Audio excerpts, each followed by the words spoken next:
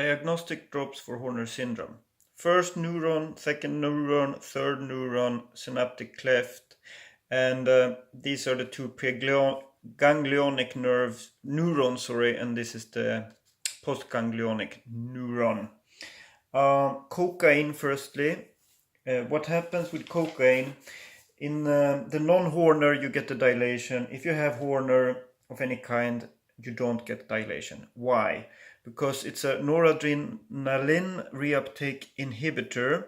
So in the normal case, you have noradrenaline here, and you inhibit this reuptake, and you get a lot of noradrenaline and a dilation. But if any of these are dead, you don't have any noradrenaline here. Then we have apraclonidine. In the apraclonidine case, you don't get the dilation if you don't have Horner, but if you have Horner, and important, you should have had it for maybe up to 2 weeks, then you get dilation. And this is apraclonidine. You know it mostly as alpha-2 agonist. But that is not the thing here. It has very, very small alpha-1 receptor agonism. Very, very small. And that is why in the normal case you don't get any dilation at all. But after some days, up to 2 weeks, you get hypersensitivity with a lot of these receptors, and apraclonidine will give you dilation.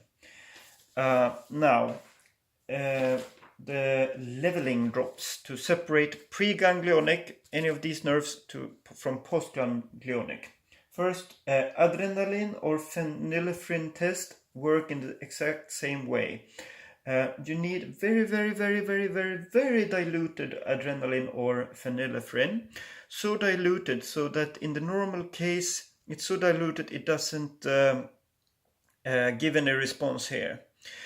So, but what happens is that in the neuron here, you have in the mitochondria monoamine oxidase. They degrade the adrenaline and noradrenaline.